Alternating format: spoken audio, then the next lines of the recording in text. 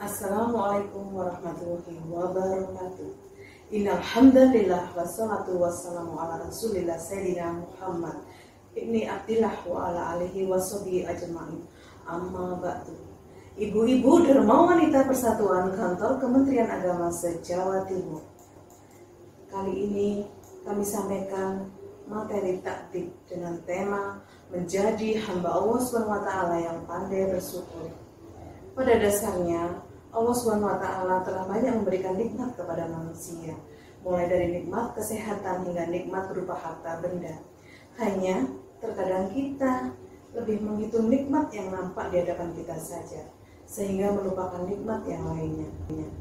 Bagaimana mungkin seseorang dapat mensyukuri nikmat yang terlihat kecil seperti nikmat kesehatan jika hanya fokus pada nikmat lahir semata? Dari An-Nu'man bin Bashir berkata bahwa Rasulullah SAW bersabda, barang siapa yang tidak mensyukuri yang sedikit, maka ia tidak akan mampu mensyukuri sesuatu yang banyak. Hadis riwayat Ahmad. Nikmat bukan hanya berupa uang, tapi kesehatan dan waktu senggang juga termasuk nikmat. Bahkan untuk sehat, jika kita bayar butuh biaya yang teramat mahal. Namun nikmat ini seringkali kita abaikan. Dari Ibnu Abbas bahwa Rasulullah SAW bersabda, artinya ada dua kenikmatan yang banyak manusia tertipu, yaitu nikmat sehat dan nikmat waktu senggang. Hadis riwayat Bukhari. Rizki tidak hanya identik dengan uang. Andai kita seluruh manusia bersatu padu membuat daftar nikmat Allah SWT, niscaya kita akan mendapat kesulitan. Allah SWT berfirman yang mana artinya, dan Dia telah memberimu keperluanmu dari segala apa yang kamu mohonkan kepadanya. Dan jika kamu menghitung nikmat Allah, tidak dapat kamu menghitungnya. Sesungguhnya manusia itu sangat lalim dan banyak mengingkari nikmat Allah. Quran Surat Ibrahim ayat 34. Kunci utama keberkahan atas kenikmatan pada diri kita ialah sikap syukur nikmat. Allah SWT berfirman yang mana artinya, dan ingatlah juga tak kala Tuhanmu memaklumkan, sesungguhnya jika kamu bersyukur, pasti kami akan menambah nikmat kepadamu. Quran Surat Ibrahim ayat 7. Dengan bersyukur, kita tentunya akan selalu merasa cukup dengan rezeki yang diberikan oleh Allah SWT. Dan jangan lupa, kita juga harus mensyukuri nikmat usia, bahkan di sisa-sisa usia kita. Bukankah sebaik-baiknya manusia adalah umur yang panjang dan baik amalnya? Dan seburuk-buruknya manusia umurnya panjang dan jelek amalnya. Alhamdulillah ya Allah telah menghidupkan kita kembali setelah mematikan kita. Dan kepada Allah kita akan kembali.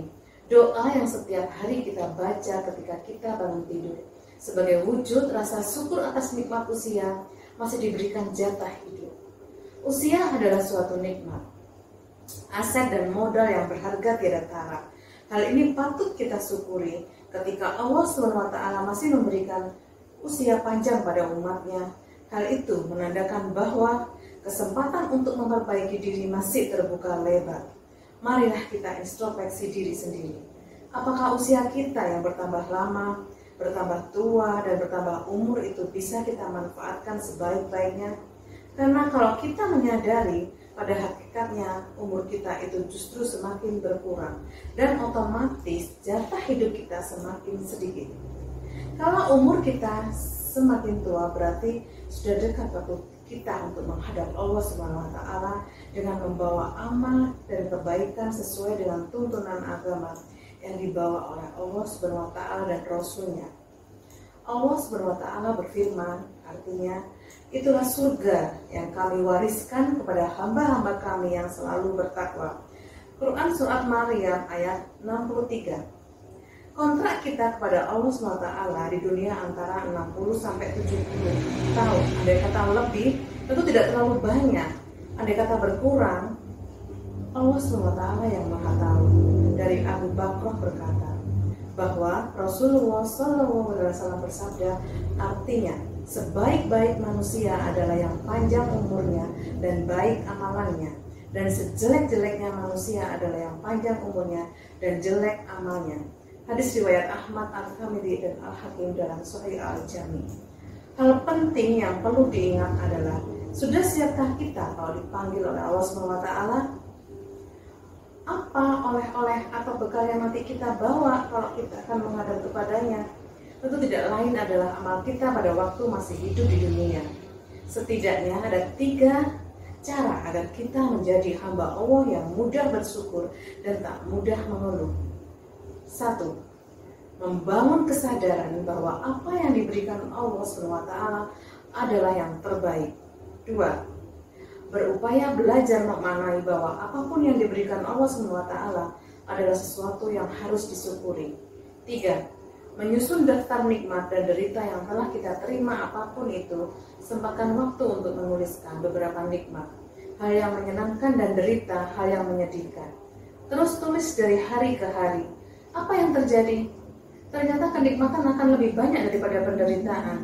Semoga kita termasuk hamba Allah yang senantiasa bersyukur, sehingga Allah SWT akan menambah kenikmatan kepada kita. Harapannya kita juga termotivasi untuk melakukan amal saleh yang diridhoi Allah SWT, sebagaimana dicontohkan oleh Nabi Sulaiman alaihissalam dalam Quran surat An-Naml ayat ke-19. Ya Tuhanku, berilah aku ilham untuk tetap mensyukuri nikmat-Mu yang telah Engkau anugerahkan kepadaku dan kepada 2 orang ibu bapakku, dan untuk mengerjakan amal saleh yang Engkau ridhoi, dan masukkan aku ke rahmat-Mu ke dalam golongan hamba-hamba-Mu yang saleh. Demikian yang dapat kami sampaikan, semoga bermanfaat. Wallahul muwaffiq ila aqwamit thoriq. Wassalamualaikum warahmatullahi wabarakatuh.